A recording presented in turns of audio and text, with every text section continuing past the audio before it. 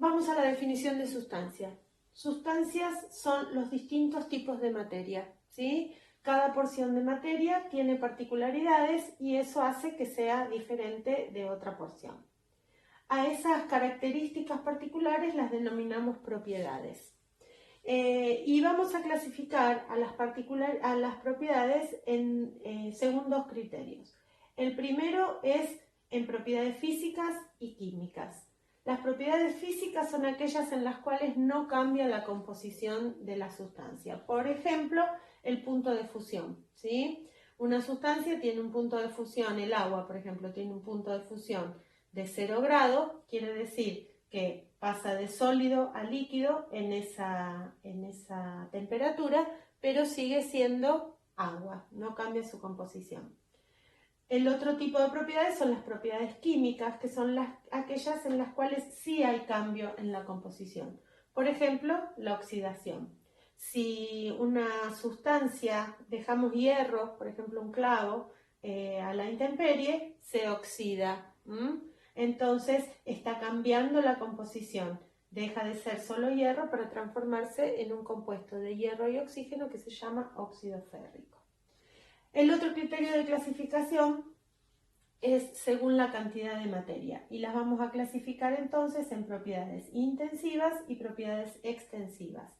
Las propiedades intensivas son aquellas que no dependen de la cantidad de materia. Por ejemplo, podríamos usar el del caso anterior, el punto de fusión, o puse acá, por nombrar otro, el punto de ebullición. Ese punto de ebullición no va a variar. Si yo tengo 1 litro de agua, hierve a 100 grados. Si tengo 500 litros de agua, también hierve a 100 grados, ¿sí?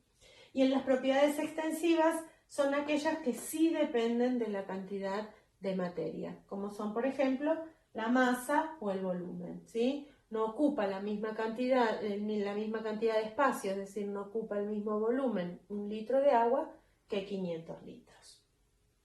Bien, ahora vamos a definiciones un poco más específicas, como son, por ejemplo, la definición de átomo.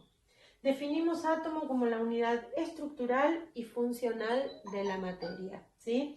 Es decir, que lo definimos como la porción más chiquitita que se comporta como materia. Por eso decimos que es la unidad estructural. Ahora bien, ¿hay cosas más chiquitas que un átomo? Sí, las hay, pero no tienen el comportamiento de materia. Cuando ustedes estudiaron biología, por ejemplo, habrán visto que definimos a la célula de una manera parecida a la definición de átomo, diciendo que es la unidad estructural y funcional de la vida, ¿sí? Ahora, ¿eso quiere decir que no hay nada más chiquito que una célula? Sí, hay un montón de cosas más chiquitas, pero no podemos considerarlas vida, ¿sí? Acá sucede lo mismo. Entonces, ese átomo va a estar compuesto de porciones más pequeñas, que son las partículas subatómicas, y que son de 3 tipos diferentes: protón, electrón y neutrón.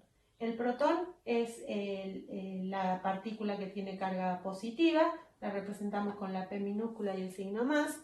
El electrón es la partícula que tiene carga negativa, E minúscula y signo menos, y el neutrón es el que no tiene carga, la N y el cerito.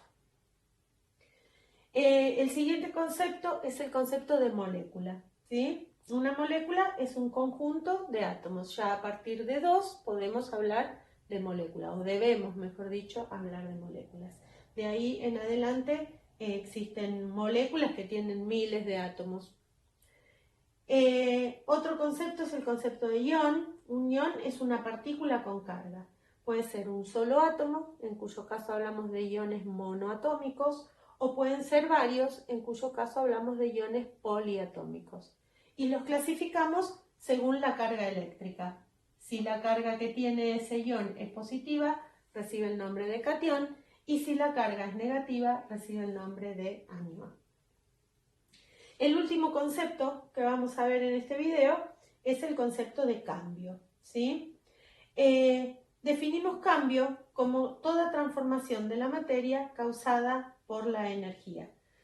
Si se acuerdan, cuando empezamos en el video anterior, hablamos de que la química estudiaba la materia y sus transformaciones, ¿sí? y que la energía era precisamente esa capacidad de realizar transformaciones, ¿sí? Entonces ahora podemos decir que la energía es la capacidad de realizar cambios en la materia. Y vamos a distinguir dos tipos de cambios, los cambios físicos y los cambios químicos. En los cambios físicos cambia solo el aspecto de una sustancia o de la materia en general, mientras que en el cambio químico cambia la composición. Por ejemplo, un cambio físico es cuando hielo se derrite, ¿sí? Un cambio de estado. El agua pasa de estar sólida a estar líquida. Luce distinto, pero sigue siendo agua. Un cambio químico sería el ejemplo que dimos del clavo que se oxida.